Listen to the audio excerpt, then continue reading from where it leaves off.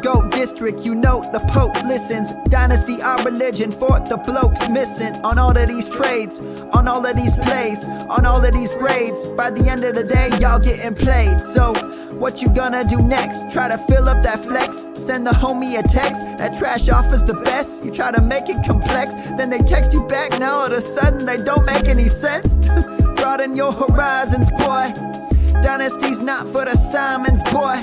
These trades not for consignment, boy. Respect your opponent, y'all some piranhas, boy. This my advice from me to you. Open up your cute little podcast queue. Search up GOAT DiSTRiCT, my dude. Pop it in your ear, man. Y'all know what to do. It's the and I always be traded. And I always be traded. And I always be trading. Y'all try to betray them, but first you gotta bait them. Fish.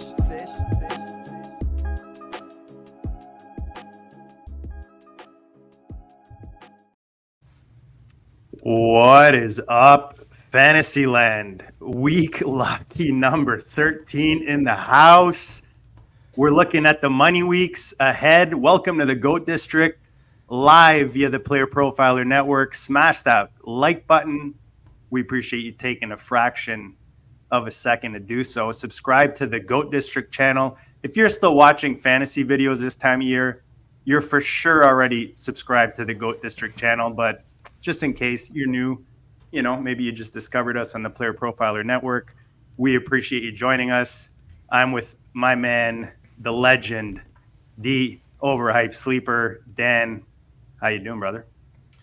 I am doing great. I was sick last week. I'm still sick, but I'm getting better finally. So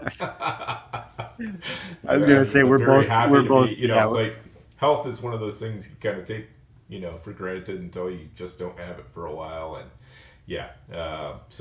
and it's exciting because week 12, when it's over, in the big money tournaments and everything, this is when the playoffs really start. So it's my favorite time of year. Yeah, totally. Same. This is where you get to shed off the extra weight, Dan, those rosters that, didn't make the noise you expected them to, and you get to focus on the ones that are still contending. FFPC Dynasty, though, just remember, if you're just starting in Dynasty, just because you're not in the playoffs competing for a championship, you're still competing for the draft picks the way they do the consolation draft. So make sure you look into that if you're new to the Dynasty and the FFPC. Welcome to the chat, guys. We see you, Joey, 1912. Appreciate you guys joining us tonight. We got a lot to cover, Dan. We're trying to focus on letting the peeps or helping the peeps get their rosters ready for the money weeks, set up to win the ships, and a little focus on the running back position because, even our main man, we're just taking a beating with these injuries. So I'm sure everyone else is. Let's just dive right into it, Dan. Frank Reich, recently fired head coach Frank Reich. Dan, listen to this. We'll make about $25,000 a day from the Panthers for the next 3 weeks to do nothing, according to @_MLF football. Yeah, what was that? That's 3 years, that is. Not 3 weeks. What did I say? What did I say? 3 weeks. So, it's 3 years. Next 3 years. Yeah, that's a big correction. Apologies. 3 years. See, Dan, that's why you're there, man. And how much is he making from the Colts, too? He's got to be making some money from the Colts. That's right. I was going to say, Frank Reich is doing all right. Life's good for Frank. He gets another job. He gets another job in the offseason, but I don't think he's, going to be rushing to do up his resume. What do you think? Yeah. I could spend $25K a day for a week, maybe 2. I just don't think I could keep that up for the long term. I think I'd be running out of things to spend money on. So, good for you, Frank. You had to put up with David Tepper, and for that you deserve it. 1912 saying 25K for 3 weeks isn't that bad either. We'd all take that. Yeah, we would all take that. Exactly. All right. Well, look, it hasn't worked out so far. Where did I see? Josh Norris was actually dropped earlier, just a few details on the Frank Reich, Bryce Young dynamic. Basically, Frank Reich wanted Bryce to read plays off of a wristband. I don't know if that's more old school than getting it in the helmet, which is what Bryce preferred. And that disconnect led to, delay games, clock issues, that kind of thing during the season. I don't know, Dan, if you believe all this stuff. You think this is true? You think this is part of that relationship, coach QB, but maybe they adjust, or you think this actually affected things between them? I mean, there's got to be something going on there. Tupper's a bad owner. We have pretty good evidence of that right now. But firing a second coach partway through the year, you have to think there was something seriously going wrong, on a level that we can't see, for him to be willing to make that move. And that's, maybe that's what it is. Maybe, I don't know. Maybe, could be anything. But that sounds as likely as anything else. But on the other hand, Tupper can't, you can't fire your way to success, I guess is the way I would put it. Well, especially with the rookie quarterback, Dan. Like, I'm not a Bryce Young fan personally, but you guys moved up to get him, and that's what NFL rumors here is saying. Just remember when the Frank Reich firing, he wanted to draft C.J. Stroud, and the order wanted to draft Bryce Young, right? So now that C.J. Stroud's success is like pouring salt on the wound, Dan. It's just like making this whole situation work, and that's probably why this eruption came early, is just because they're watching, C.J. Stroud, and maybe it's kind of like the guilt of making the team do that, the franchise do that. Now he's like, I got to do something, right? And Frank Reich is obviously, as the head coach, the first one in reach. Yeah, definitely. And, it's not really fair for, Bryce Young to, have to put up with this. It's, he can't control what CJ Stroud does or doesn't do. He can only control what he does. He can only, he can't even control really who his coach is or anything like that. Tupper, if he wants to make a go of this, he really needs to figure it out. And the problem is, by firing Wright again, a year after firing Matt Rule, it's going to make it really tough to find a good coach to come in and work with Bryce Young. I mean, the opportunity to work with Bryce Young should be at least semi-attractive, but they've lost their first round pick. Everybody's looking at him going, well, he's not C.J. Stroud, and they're looking at the owner going, this goofball can fire me in 12 games or whatever. Now, if it's, an established coach who's like, you know what, I don't care. If somebody wants to pay me to sit on the bench for 3 years after next year, that's fine. But he's not going to get any kind of up-and-coming coach because, if you're Ben Johnson, for example, from, the Lions, yeah. Ben Johnson already said no to him last year. Why is he going to say yes to him this year? Why would Ben Johnson want to take this job? Because you know what? You get fired halfway through your first year, you got the stink of failure. And no first-time head coach is going to want to, put themselves in that kind of a situation. You might as well just, take the gun and just stick it right here, because sooner or later somebody's going to pull that trigger on you. Yeah, it's that whole balance, right, with patience with the young players, new coaches, new systems, how long they're going to take to kick in, and then you got the pressure of needing to win.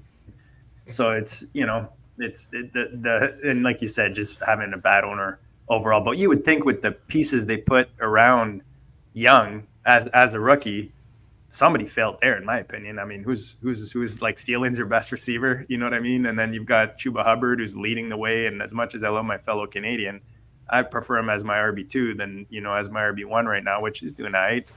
But I don't know.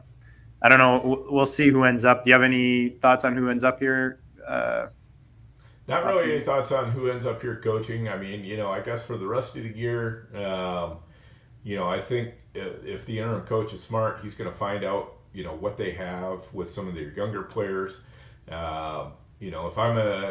If I'm rostering Adam Thielen and relying on them in any sort of way, last week's result already made me feel pretty bad about, putting him in my lineup anymore. And the fact that there's a coach who might be prioritizing, Jonathan Mingo and, younger players over him also gives me a little bit of pause, because I'm not really sure what Adam Thielen adds other than just being a security blanket for Bryce Young. Who knows? Maybe that's enough. But, I don't feel any better about starting Thielen because of this coaching change. I'll tell you that much, and I probably feel a little worse. How do you feel about it, JD? Dan, we're going to come back to that right after a word, and I'll let you guys know right after a word to our sponsor that we have to go to right now after this sound, Dan. We'll be right back.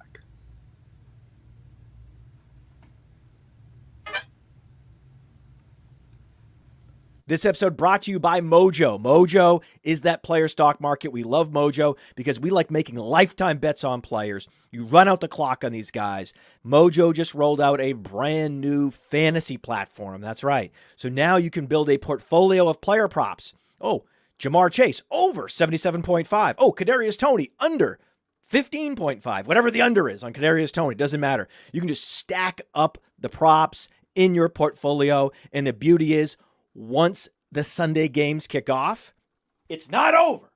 It's not over until it's over with Mojo, because once those games kick off, you can then move in and out of positions. Let's say that you're well ahead of expectations. You can cash out. Let's say you're behind expectations. You're underwater. Well, you can double down. That's what makes Mojo so special, why they're different. Check it out. Go to the App Store, get the Mojo app, and use the promo code UNDERWORLD. The promo code UNDERWORLD gets you a 100% deposit match up to $100.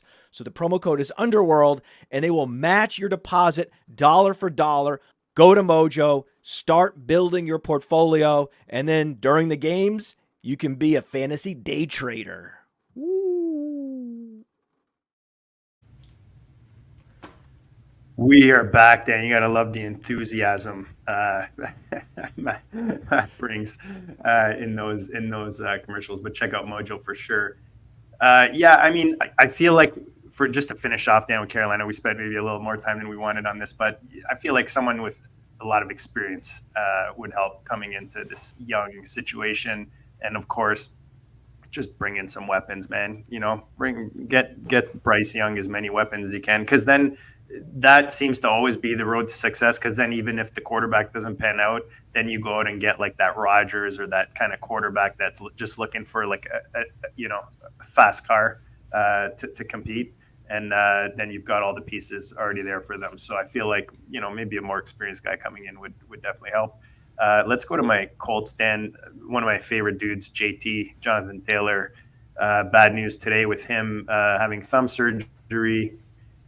He was just finally starting to pay off. I know, as a JT owner, it was painful to begin the year, and then you finally get to play him, and he's like kind of all right, and then he's finally gives you a 2-touchdown game, and then you find out that while he's reaching into the end zone, he breaks his thumb, I believe it was. So is it Zach Moss season, Dan? A guy I was very skeptical at first, just because those guys who come in right away. Anyways, we've talked Zach Moss in the past, but let's let you go first with regards to Zach Moss season, Dan. Is it here, and is this guy going to be the best get for contenders right now in Dynasty for trades, and is he going to be the best get to bring us to the promised land if you have him on your roster? Yeah, I think so, for a couple of reasons. I mean, number one, nobody's gonna break the bank to buy Zach Moss in Dynasty. What's his price? And what are you paying for him, Dan? I don't know.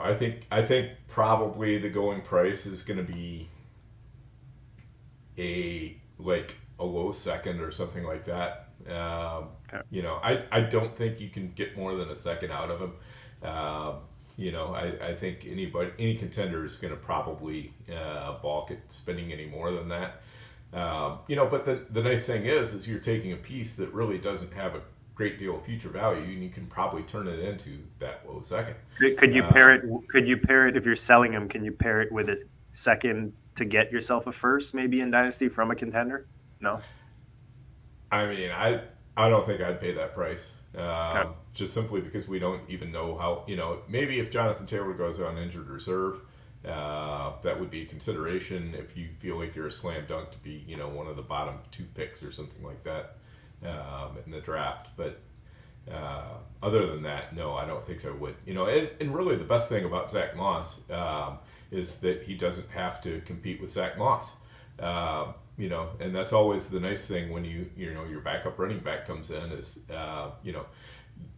you've lost automatically the biggest competition, which was your starter. And now, it's going to be Zach Moss competing with, players who are, even less than him as far as running backs. There's still going to be somebody spelling him, so, it's not going to be, 100% Zach Moss backfield, but, he's going to get probably a higher percentage than, like when Taylor and Moss were splitting than what that was for Jonathan Taylor. So, and Moss has proven that he can shoulder the load. He can handle, things in the passing games. He can handle the goal line touches. He can handle pretty much every part of the job. So there's no part of the field where you really feel like you need to take him off. You're just taking him off for breathers. And, so that's a good thing. And the Colts are, still in the thick of the playoff race too, which also helps Zach Moss out. So, I think he's a great ad. It's just, if you're trying to sell him, you're not going to be able to get, premium value. Yeah, I mean, if you're trying to sell him, just push the fact that he's 10th right now, Dan, in rushing yards, 15th yards per touch, 10th in RB10 in TDs with 10 touchdowns in 10 games. That made sense. RB21 right now, fantasy points for the amount of time that he did start games. Dan, he did give us RB2 ceiling even this, with some top 10s mixed in. So he can give us a nice ceiling week. Will it be consistent? Probably not. But like you said, we're going to talk about what we're looking for in our running backs, moving into the next segment. But the intention of the team, the offense, they're in a playoff run. So they're going to be trying to score points. They're going to keep the ball rolling even if JT's not around for 2-3 weeks. It's not like they're looking to 2024 yet. So I think this is a great spot for JT, especially like you said, Dan, for the price. Definitely a nice ad. He's going to be part of something, Dan, this time of year. You and I have gone through a few times with some decisions, especially those last minute. You just can't decide the last minute decisions. Just the agony, Dan, and sometimes ecstasy of playoff lineup decision, right? So I'll pass this to you. Let's start this off. How do you kind of make those decisions? What do you look at? What's important to you when you're making those decisions? How do you go about it? Yeah, so it's to me, it's one of the toughest times of year because everything really matters. You might be, even right now, even if the playoffs don't start for a couple weeks, you might personally, your team might really be in the playoffs because you're sitting on the cusp of the playoffs. You're in, the 6th spot or 7th spot or something like that. You win or lose a game here, it can throw you in or out of the playoffs. So, really you're kind of in win or go home scenarios right now. But the main thing to remember is you're never going to get every decision perfect. But we want to be as right as often as we possibly can. So that's kind of the goal. And sometimes you can still, make decisions and your process can be good and you can have some spectacular failures. I had one of those this past week. It was just, it was ugly. I started Adam Thielen, who got 1.5 points, Gus Edwards, 4.7 points, and Jalen Warren, who got 8.2 points, over Kyren Williams, 38.4 points, Zay Flowers, 23.2 points, and Rashee Rice, 24.7 points in my most expensive league. How fun was that? Ouch. So what's the lesson there, Dan? What did you learn from that, if anything? Well, the lesson was that I looked at my process, and sometimes you can look at your process in hindsight, and you can say, oh well, I should have known this, I should have known that. I still feel pretty good about my process. Kyren Williams, I didn't want to throw him in there because I had really good options. Gus Edwards was on a heater. Jalen Warren was on a heater, and they were talking about getting him more touches in that offense. Adam Thielen, third most targets in in the NFL, I believe, going into last week. These are not players that you want to be benching necessarily. And I'm looking at these other guys. I got Kyren Williams, who, you can look at his 38.4 points. You can go, well, no duh, look at his position in the offense. You should have known to start him. Well, how about all the Devin Eteinne owners the previous week, who got shafted by throwing their guy right in? I like to give a guy a week to kind of show me what he's got after he gets off the injured reserve. Zay Flowers, good offense, but how much are they going to need to pass? When you lose Mark Andrews, the only thing I know for sure is they're probably going to run more often. Rasheed Rice is the one I feel really bad about because I'm looking at him and I'm going, I should have kind of figured out from the pin action that if Kadarius Toney is out and I'm trying to think who else was out, blanking on the name, but another one of the wide receivers. Oh, Mecole Hardman was out, and so I should have been thinking, that leaves more targets for Rice, but Rice up to now has not been a guy that you can count on. The worst is you told me to play Rice. Told me to play Rice in one of my fantasy pros, and he crushed it for me, which was perfect. Right. Yeah, but you didn't have like the same options that I had. So no, for sure. With Kyren Williams, I mean, the thing with him is if you look at like this year, the weeks that he's played, he's had really 2 weeks where he was in the top 10 out of 2, 4, 6, 7 weeks. So 5 out of 7 weeks when he's on the field, he's basically giving you a top 10 week. Right. Same thing with Eteinne though, Yeah, but I feel like that's what I'm saying. I feel like I don't think there's a fault. Just one of my notes is I'm always aiming for ceiling, when I'm especially this time of year, like more than any, like you just want to score as many points you can every week, especially in these fantasy pros teams. Dan, one of my best teams right now is in I think 500th or 600th place or something in fantasy pros. It's 6-6, and I've got Kyren Williams and CMC as my running backs, but it's because I'm just shooting for the moon. You know what I mean? Like every week, and that's what you got to do. So, I mean, that's got to play in your decision. I feel like at Eteinne, Kyren Williams, like you got to play those guys, when they're in there. And I'm not like pooping on you for not playing them in your position because that's a tough one, right? I'm just saying that when I look at it, that's kind of one thing that I would take into consideration.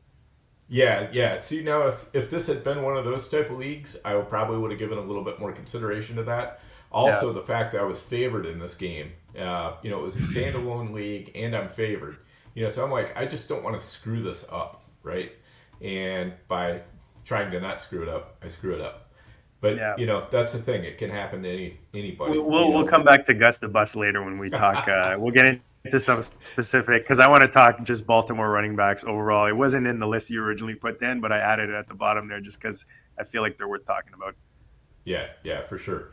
But anyway, just a few thoughts before we get off the subject, and JD will have some thoughts as well. But I guess first and foremost, don't be a slave to where you drafted a player. If they're not working out, they're not working out, and you just have to recognize that and move on. And so I'm always at this time looking for trends and hot hands and leaning into those. And you can kind of make that argument with Kyren about, well, that's definitely the trend. I was making the argument with Gus, this is the hot hand, this guy is scoring touchdowns. And, I knew he wasn't going to get a ton of yards, but I was like, if he can get those touchdowns, so that's, those things can make you, they can break you, but, it's something you got to think about. And then, the one that I probably missed the most on is just, watching for the pin action on the injury reports, how it can benefit you or hurt you. When you're looking at a player like Rasheed Rice, I probably should have given a little bit more thought to the fact that, hey, he's going to be one of Mahomes' only targets going into this game, and it's a game they definitely need. So, and the nice thing is, now it's another piece of information on Rasheed Rice. I feel a lot better about starting him going forward. But, going into it, it was kind of, he'd had some good games, but also some bad games. Make sure that you're not trusting role players over main offensive cogs either. Like you get tempted to start Gabe Davis has a couple good games and you're tempted to start him over, like a Devontae A.J. Adams Brown or or somebody like something. that. Yeah. So, and you just don't want to get yourself into that trap. Make sure you're starting your main offensive cogs wherever they're at, whether you drafted them early, drafted them late, whatever the case. Make sure you play those guys. And don't worry about defenses either. Like sometimes people will allow defenses to talk them into benching good players. And you just can't really let yourself do that because you know what? They're good players because they played good against good defenses and bad defenses. So, your stars are your stars. There's no way that you want to be benching somebody, that's been performing pretty much week in and week out for you. Even if they're playing the Jets, even if they're playing the 49ers, whatever the case, you don't want to do that. And last but not least, again, you got to do what I did, make your decisions, be at peace with them, and trust the process. It's not always going to be perfect, but, trust the process. More often than not, you're going to come out with the right result. I like it. Agree with all of it. I'll just add a couple here. Play your studs. I mean, for me, it's simple. I know you said with regards to where you draft these guys, but it's not about where you draft them. You know by now who your studs are. Doesn't matter where you drafted them. Kyren Williams is a stud now. So for me, it's play your studs above. Like Dan said, know who your secondary guys and who your main guys are, and don't deviate from that too much. Don't get too hung up on the prior week. Each week in football is a new week, guys. We forget that sometimes, for these teams, even like that's how they approach every week, like a new week. So the offense is not necessarily going to run the same way as, you watch them play the previous Monday night or whatever on primetime. So just try to keep that into consideration. Again, stick to but when there's tiebreakers, again, I always said, like, look for the ceiling. I like to look at what Vegas says. I talk about it on the show, Dan, looking at lines on the game, prop bet lines, that kind of thing. It's not to say that that's how many yards a guy's going to go or throw or run or whatever, but it just gives you an idea, what way Vegas is seeing the game. Vegas is pretty smart on where they put these lines. So take a look at that.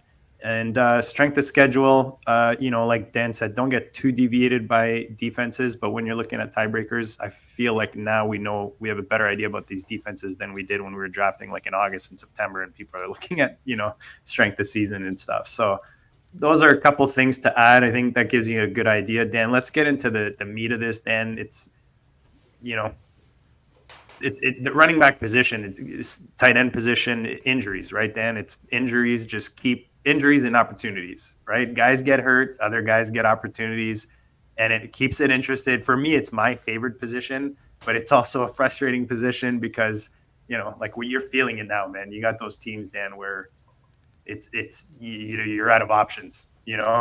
Running back, you and I have been in those, or in a couple of those situations, some of our Cohen teams. But talk about what's critical for you right now when you're looking at running backs, when you're making this run towards championships. What are you looking for in these running back? What's important to you? Yeah, for the running backs, I mean, for the most part, I'm looking for guys who can be bell cows. I don't want to try to do a whole lot of guessing between,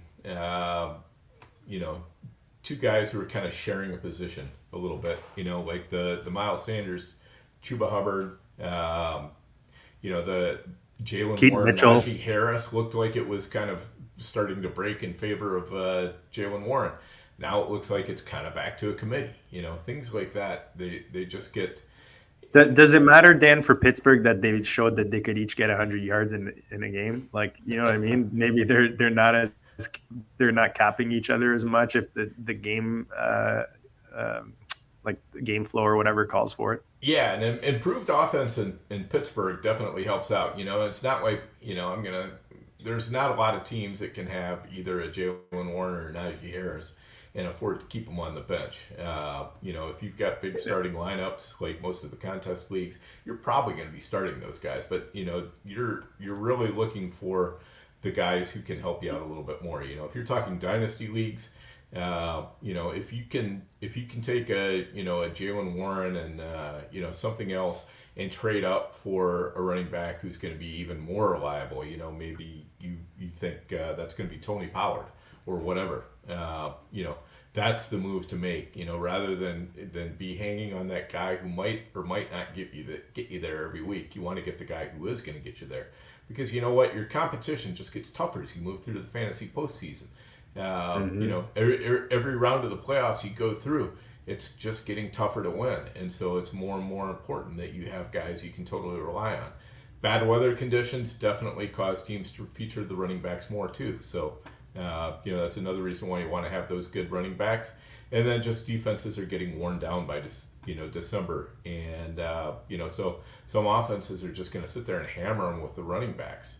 And just like Derrick Henry always seems to like late November, he always seems to get lathered up, and all of a sudden, he's going for a couple touchdowns and putting together 100-yard games and all of that kind of stuff.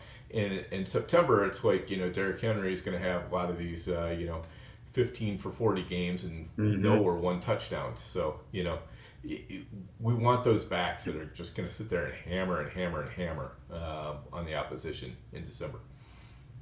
Yeah, I mean, it gets that time of year, Dan, where the games get tighter. The defense, does get tighter. But like you said, later in the year, those hits aren't as hard coming at the running back as they were in September, right? And maybe even the talent, because they're going down the injury with regards to the depth at defense on that team. So definitely, for me, keeping it simple, as I say often, running backs seem to shine especially in good offenses, Dan. Like, we've seen Singletary finish strong in a Buffalo offense. We had guys like David Montgomery when Chicago had a good, end of season there. He kind of won people playoffs that season. So you got to pay attention to that, how teams are trending, but also how the offense changes as you get towards, the NFL playoffs too. Climate, you talked about team positional competition. So like you said, obviously we prefer those workhorses, but is he competing against one guy, two guys?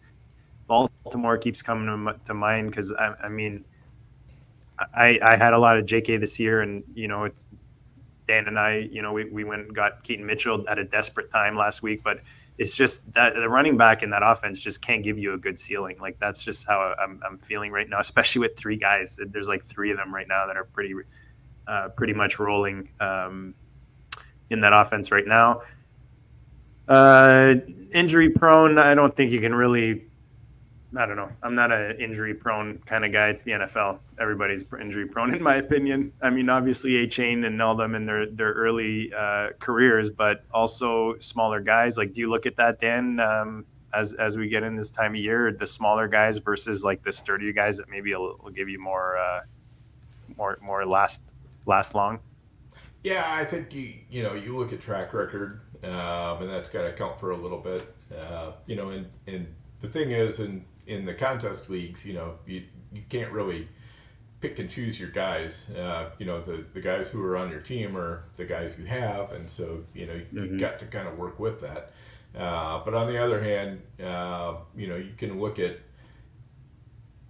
some of these smaller players who are newer to the NFL, and you can kind of do the math. Some of these guys just don't know how to prepare for the season quite yet. So maybe a little bit more likely to get injured. Again, I'm not big on the injury prone thing, but, does it surprise me when Eteinne gets injured at his size and running between the tackles as he's doing a fair amount of the time? It doesn't really surprise me, So, making sure that I've got, the Jeff Wilsons or whoever in reserve, again, the Mostert ship sailed basically at the draft. Nobody gave up Mostert. He wasn't sitting around on waiver wires in these championship leagues. But that's the way it goes, and you have to look for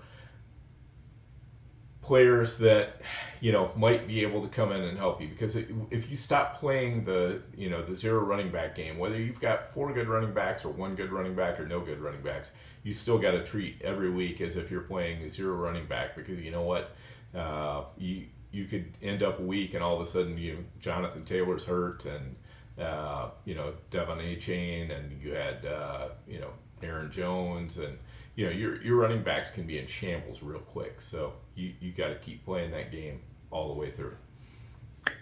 Yeah, I thought I'd bring that up. I saw an X, Dan. What do we call these things these days? A tweet? It's not a tweet anymore, is it? I don't even know. I'm still calling them tweets. I'm still calling All them right, let's Twitter. go tweets. I don't give a crap.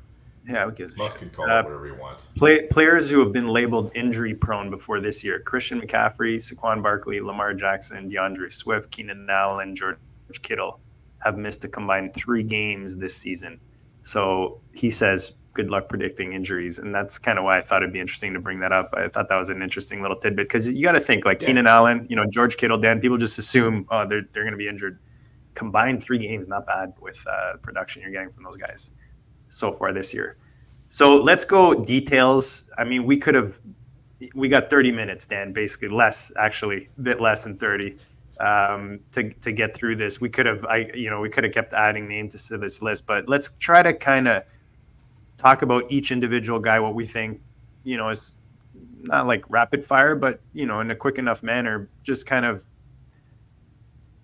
can these guys be the guys you need them to be, the league winners, right? The guys to take you to the promised land, the guys you can put in your RB1, your RB2 slot, and they give you those, 19, 21, 18.5, whatever, high teens, early 20s into the 40s. I mean, obviously is what you want from these guys, but let's start at the top, Dan. And I was thinking, I'm looking at, like, again, some tweets that I was looking at earlier, and you look at rushing yards leaders right now.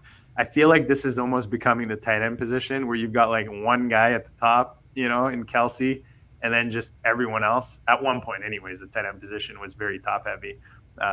It still is. So you've got him at 939 yards, and then Mostert next at 785, and then it kind of goes kind of flat down. So for CMC, for you, I mean, he's obviously the best at the position. He's probably going to be, you think he's the 101 next year pretty much across the board unless something huge happens between now and the end of the year? Yeah, more than likely. And yeah, that's the thing. I mean, if you've got McCaffrey, you've got a hammer in the playoffs that really nobody can touch. Most of the running backs are running 5 or more fantasy points a week behind what McCaffrey's running. So this is exactly what you're looking for. You're looking for a guy who's got, a big share of the offense, not only of the rushing offense, but of the offense as a whole, able to catch passes, on a great team that scores a bunch of touchdowns, sustain drives, all that kind of stuff. I mean, everything just aligns for McCaffrey. This is the ideal of what we're looking for. Everybody else is like, how many McCaffrey-like traits can we put together? And, that's what we're looking for them. Yeah, averaging 3.8 more fantasy points on average than the next guy in Mostert. Is he the MVP, Dan? Does he have a chance to, if they go all the way, is he the MVP, or is it the usual where they give it to Purdy type of thing? It's always going to go to the quarterback. It's the, poor running backs, eh? You can be CMC and just destroy the league and still not win it. Right, exactly. He could destroy the league. I mean, Tyreek Hill could get 2,000 yards. People might consider him a little bit, but I don't think he could win, and he could be the first 2,000-yard receiver in the history of the NFL. And, he still can't sniff the MVP.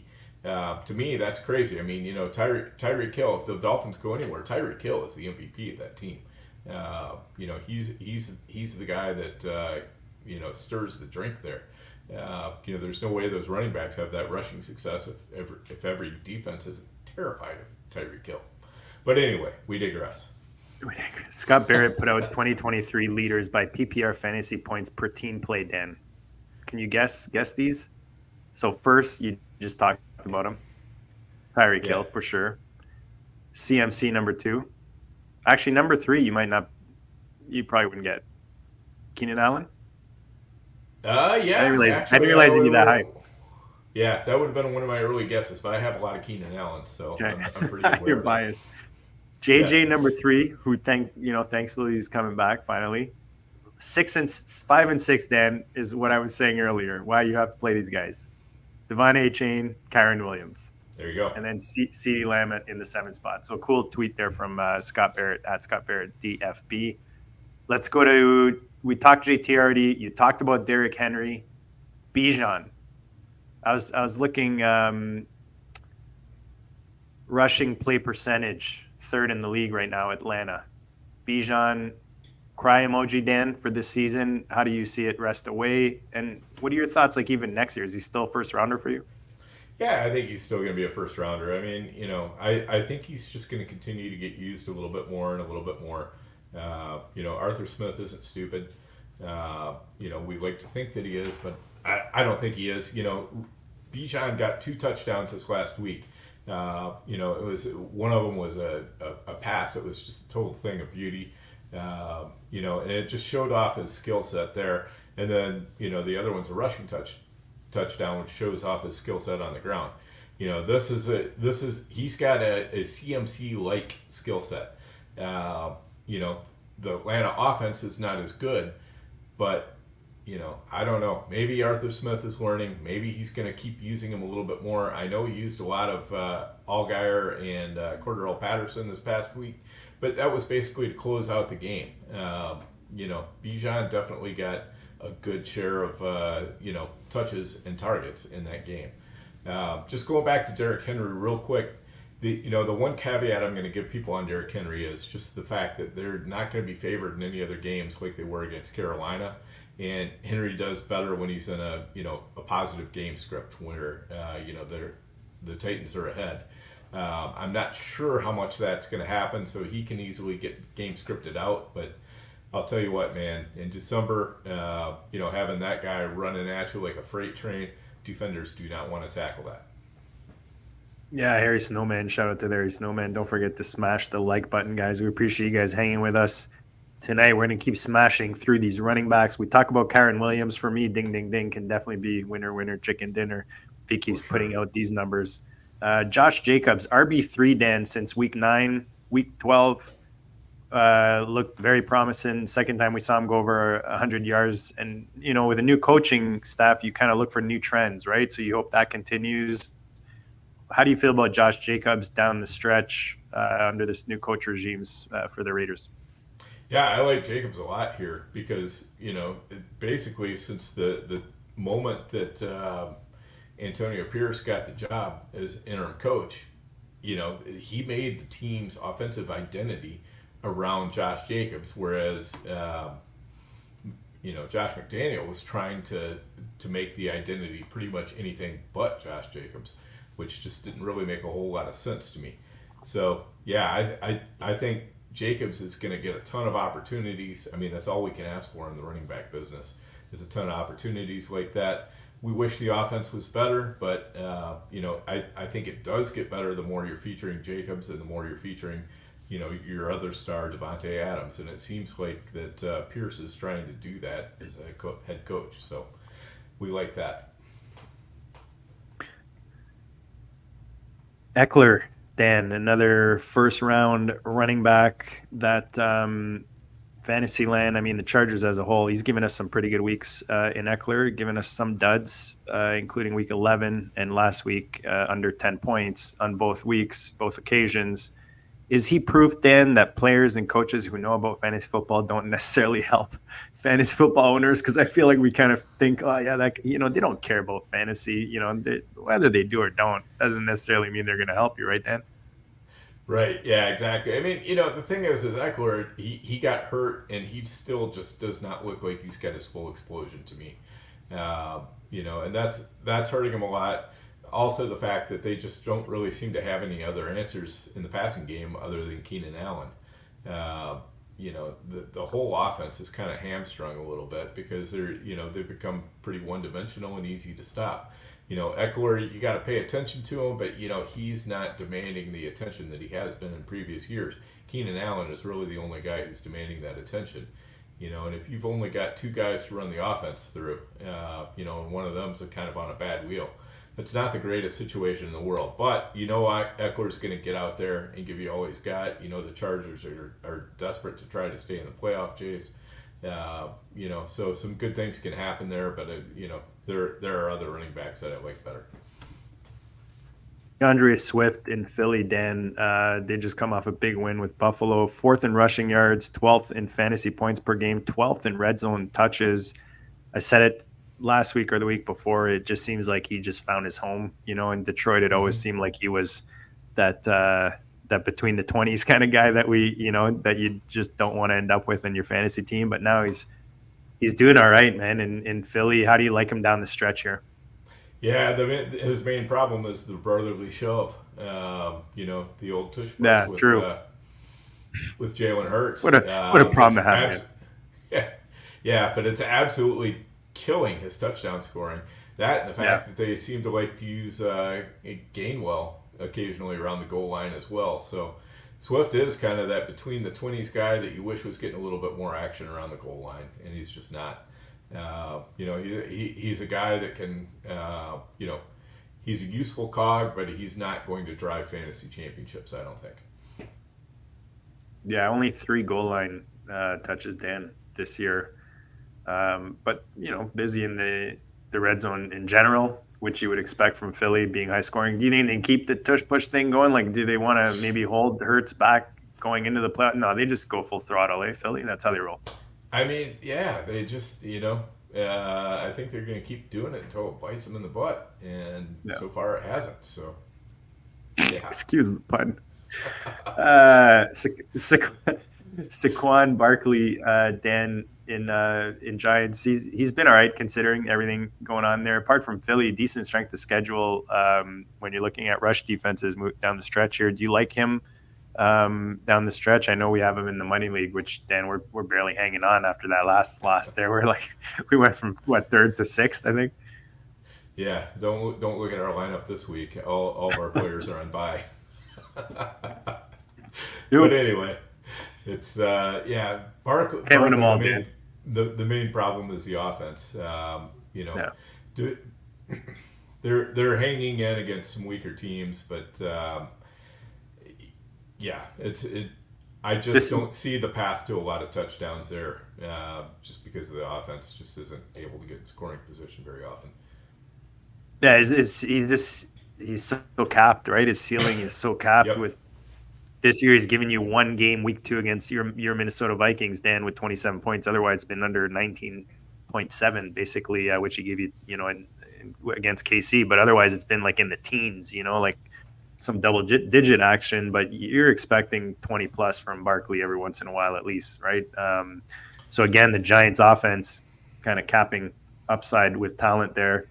Rachaad White, then, having hell of a year, which is nice. I've got him in a couple spots. RB1 since week 1, RB2 in receiving yards, 3rd in receptions, just across the board having a good season and seems to be, ramping it up even as we get down the stretch here in the season. How much do you like Rachaad White to take us to the promised land?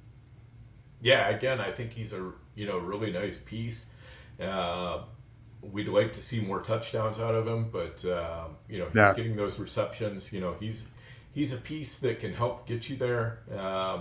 Not a piece that might put you over the top, but definitely a valuable contributor. Yeah, he's given us 5 touchdowns so far this year, but like you said, you want a bit more. Right. JC, you need these guys who can get you multi-touchdowns on any given week. They're not going to do it every week, but in any given week, you got to have that possibility of getting a couple touchdowns. Yeah, and like you said, especially these big money tournaments, the farther you get, the deeper, the better these teams are that you're playing against. So you got to smash those big weeks. You got to have at least the opportunity to smash those big weeks. If you're going in with like Keaton Mitchell as your RB1, you're in trouble. You need those like you said, the multi-TDs for sure. Will put you there, and that's why CMC is so valuable, right? He can definitely get those for you. JC, Dan, a guy we like coming into the season. That he's going to deal with injuries, that was priced in. Has an opportunity here. Since he's back from he was on IR. Yeah, since he's back from IR, he's given us like under, not in the double digits at all. Under 10 points both games, but he's got a bounce back opportunity here against his ex team, Pittsburgh Steelers. Do you think he bounces back? Do you think he's someone you can use down the stretch now that Kirk is back? Or how do you feel about Connor? Yeah, I think ideally you want to have a better answer than Connor. The offense is not great. Kyler is going to be stealing some of those rushing Tyler, touchdowns. sorry, that's what I meant. Yeah.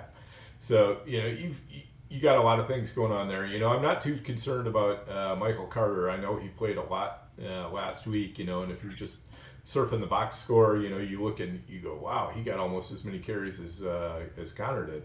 But really, pretty much all of Carter's work came in the fourth quarter after the game was out of hand. So,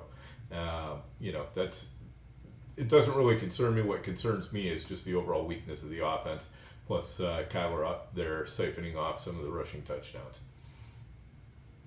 And Javonte Williams in Denver balled out against KC and Buffalo weeks 8 and 9. Otherwise, he's been a dud.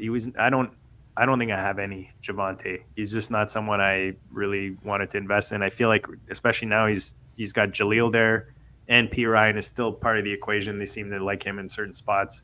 How do you feel about Williams down the stretch with the Broncos, who are actually now winning, Dan?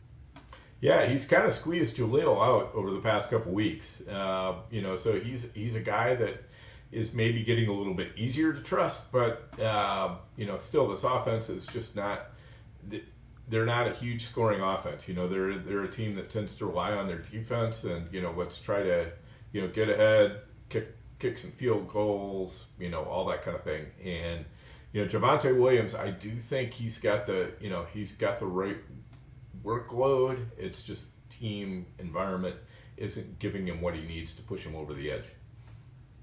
Yeah, I mean, he's getting 21 carries, 27. Those are his only weeks, Dan, where he is getting that volume. That's kind of the problem against Casey. And I don't know if I don't remember who was injured or not during those weeks, but you'd want him to have that 20 plus, 22 plus touches every week is what you ideally want. And maybe as they win now, and this offense kind of settles under this new regime, we do, like you said, see Javonte maybe get more of those games.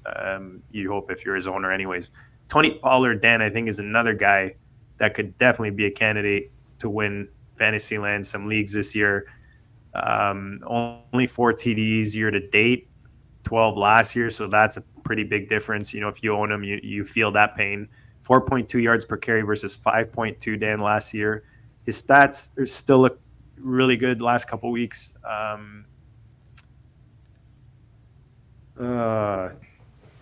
Totally lost. Yeah, last couple of weeks, 22.3 and 18 fantasy points. I think rest of season, the way Dallas is rolling, Dan, we're talking about competition on your own team. He's not. I mean, we saw, actually, I can't say that. We just saw Dowdle run into the end zone, I believe was last week. So how do you feel about Tony Pollard rest of the way? Yeah, I'm actually starting to feel pretty good about Pollard, because to me, the past couple of weeks, he's actually looked a little bit more like the old Tony Pollard. And I think we're probably discounting a little bit too much, because at the end of last year, he broke his leg. He had to come back from that. It was, ankle True. / tibia fibula. I forget which, but, anyway, one of the bones in his lower leg. Yeah, fibular fracture and high ankle sprain. Right, exactly. And that's a little bit more difficult to come back from, I think, than a lot of people were giving credit for. But he looks like he's kind of getting his burst back. And if he's getting his burst back on that offense, yeah, that's a player I would definitely like. So if you're in a dynasty league and you can find somebody who's still a little bit sour on Pollard and what's been going on this year, that's a player I would try to get a hold of if you can. Wheels up for Pollard for sure. Breece Hall, Dan, and the Jets. RB6 in receiving yards and receptions, RB7 in target share. Across the board, his stats are money. He's got only 2 dud weeks, week 9 and week 10. Pretty much kind of the same thing, right? He's coming off injuries, so he took over the backfield. Since he's taken over the backfield anyways, Dan, he's been pretty solid. Problem is he plays for the Jets. But he does give you that RB3 upside every week. So how do you feel? There's talk about Rodgers coming back, and man, that guy loves to talk about himself. Hey, Rodgers, it's unbelievable. I tweeted that out today. I'm listening to him on Pat McAfee, and I always do, but for some reason I'm like, man, this guy just every week will talk an hour about his injury, like no problem, and he knows whatever amount of people are listening. It just blows my mind. But anyways. How do you feel about Breece Hall, man? He looks good, but, obviously in a better offense, man, he'd be crushing it. Yeah, I mean, Honestly, I'm in some leagues I've benched him for wide receivers in the flex. It's just how bad it is because that offense is just not scoring touchdowns, and until or unless they get some decent quarterback play, and right now Aaron Rodgers is really the only hope of that, and that might not happen this year at all. It's just hard to play him because you know what, he's getting you about 8 to 13 points seems like most weeks, and that's just not getting it done for me. I've got to get more than that, and so if I've got there are teams where I've still got to rely on him because you know what, he's one of my best 2 running backs, and that's the way it goes. But I don't love it for sure. Yeah, I was gonna say that team where you probably have the Kyron Williams, like those kind of guys to put in ahead. He kind of gave you those. He gave you like 3 solid weeks, Dan, from week 5 to week 8. But I feel like that was kind of like when they were riding the Zach Wilson short bus ride to nowhere, where everybody just got on the bus. They have their fresh sandwiches, but then they realize they have like a 2-hour ride in front of them, and they're like, oh man, it's not comfortable. But anyways, so I mean, you're happy if you have Breece Hall dynasty wise, but. And maybe that's a move to make if you're a contender, Dan. Would you make something like that? Sacrifice the future with Breece Hall and what he offers to go get yourself a piece that you maybe more confident in? Maybe it's Tony Pollard or someone, Rachaad White, something like that. Yeah, if I could trade Breece Hall for Pollard plus something as a contender, I think that's a move I would probably make. There you go. You heard it right here. Travis Etienne and the Jacksonville Jags, Dan Andrews' team down there in what do they call it again down there? I forget. You talking? You know what I'm. Anyways, it'll come to us. Duval County. Yes, that's Duval. it. Duval County. Etienne, RB5 fantasy points per game. He's been solid. Jacksonville's been solid. Must start every week. Dan, what do you think about Etienne? Any faults? Any holes there? There's Don F. Duval. There it is. The touchdown deodorant has kind of gone away a little bit for Eteinne, and so that's made it a little bit tougher. They've been scoring more through the air. Lawrence has rushed in like 3 touchdowns too. Yeah, right. Yeah, we talked about this. I think 3 weeks ago, something like that. It was the shoe was on the other foot. We were talking about what's it going to take for Trevor Lawrence to get off on track, and I'm like, man, Eteinne is just scoring so many rushing touchdowns, and it's just not leaving enough for Lawrence. Now it's kind of going the other way. Lawrence is scoring enough touchdowns. It's not leaving enough for Eteinne. So it's kind of it's bouncing back and forth. This is a team that's good, but just not great. If Eteinne was on the 49ers, man, he would be hammering it almost as good as McCaffrey. I'm pretty convinced of that. But, it's Jacksonville. It's just not quite that good, and so it's going to be a little bit more up and down there. Dan, we're right at the 6. So I'm going to throw Jahmyr Gibbs as my next possible kind of league winner. I just like what he offers. RB12 since week 9. Detroit, they get that defense going again and focus on the running game. I just think the upside there is nice. James Cook, I like James Cook, just kind of another one of those guys that not getting the goal line action. Who's someone that you like just to close this out that we maybe haven't talked about yet rest away? Yeah, Ramondre Stevenson has kind of been coming on a little bit again. He was really having to share the job a little too much with Zeke Elliott. Right now, he's one of the only things working in that offense. Again, we'd like to see more rushing touchdowns, but as far as, getting plenty of receptions and getting a good share of the rushing load, you could do worse. He's not fantastic. He's not going to be a Tony Pollard. He's not going to be a league winner, but he's a guy I think you can rely on, as a piece to a championship rather than one of the, he's not going to be the driver of it, but he can definitely be a contributing factor. Yeah, again, Joanne. What's up, Joanne? She's excited about Ramondre. He's back, man. He's yes.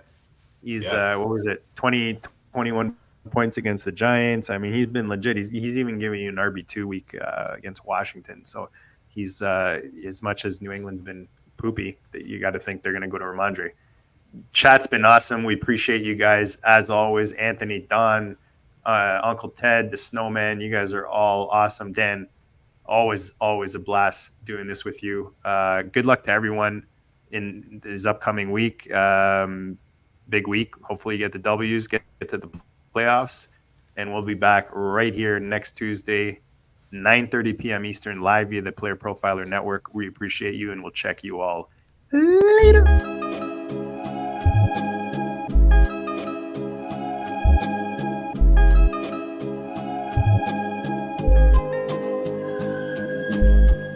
Go DiSTRiCT, you know the Pope listens. Dynasty, our religion, for the blokes missing. On all of these trades, on all of these plays, on all of these grades. By the end of the day, y'all getting played. So, what you gonna do next? Try to fill up that flex? Send the homie a text? That trash offer's the best? You try to make it complex, then they text you back. Now all of a sudden, they don't make any sense. Broaden your horizons, boy. Dynasty's not for the Simons, boy. These trades not for consignment, boy. Respect your opponent, y'all some piranhas, boy. This my advice from me to you. Open up your cute little podcast queue. Search up GOAT DiSTRiCT, my dude. Pop it in your ear, man. Y'all know what to do. It's the and I always be traded. And I always be traded. And I always be trading. Y'all try to betray them, but first you gotta bait them. Fish.